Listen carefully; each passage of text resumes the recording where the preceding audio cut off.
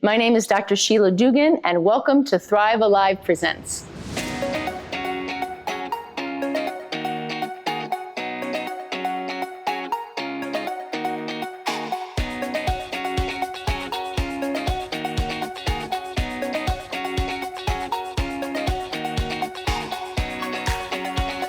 The Westside Walk for Wellness got started as the brainchild of a medical student, Kristen Obiakor, who was looking at health inequities in Chicago, especially something called the death gap, where there's a difference in longevity if you live in Garfield Park, say, compared to Lincoln Park. And she wanted to do something in the community. And in our group here at Rush Preventive Medicine, we were working with pastors, kind of the beginning of the Alive Faith Network. And so the first year we decided to walk from New Mount Pilgrim Church to the Garfield Park. So it was really bringing together the students' interest, Rush's interest in health equity, and then this work that we were doing with pastors. And after all those rocky roads, we decided the next year, let's just start from the park and finish at the park.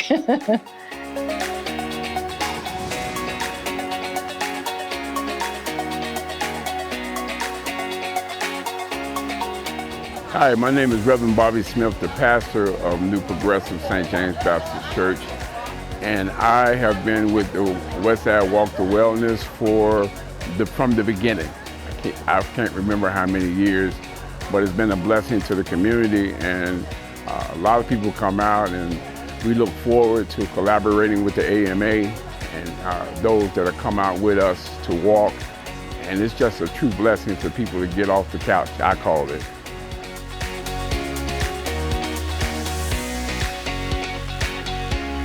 We're here in beautiful Garfield Park, and of course it's a great day for a walk. This is a walk for wellness, and this is something that started some time ago. Our church has participated in it, and we're delighted to be here. And it's got to be the perfect day for walking today.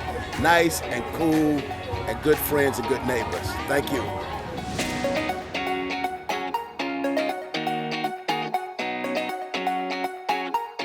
So I would say that the Westside Walk for Wellness addresses becoming more physically active, because that's so applicable, important if you have diabetes, hypertension.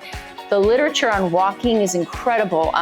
In pregnancy, for a safer pregnancy, to do some low exercise walking. Cancer, either prevention or once you have cancer, preventing the recurrence of cancer. But certainly when it comes to, let's say, your hemoglobin A1C, if you have diabetes, walking has been shown in many studies to be helpful for that, as well as if you have high blood pressure or hypertension, walking is really helpful for that as well.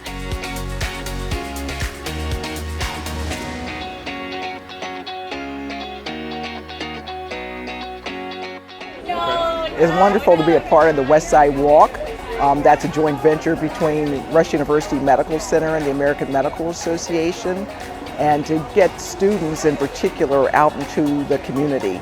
My role as the chairperson of the Health Systems Management Department, which represents and advocates for managers who are working in different parts of the healthcare industry, be it hospitals, practice management, insurance, is to make sure students are involved in the community.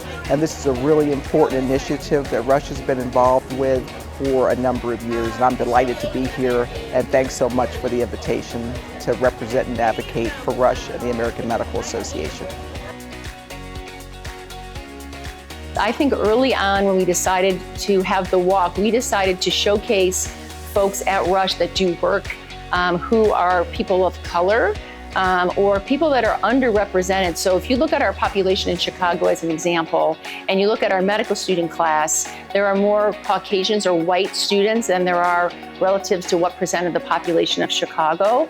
So one of our specific goals was to have people participating, young and old, seeing people that might look more like them, talking about their work on depression or their work on cancer. So that's another specific reason that we are in the community doing the walk, is to kind of showcase that you have some incredible knowledge because you live in the neighborhood that may help us really change health inequities. Because if the people working on it don't know all the local issues, then they're not going to be able to make such a big impact. The great thing about the walk is not only is it focused on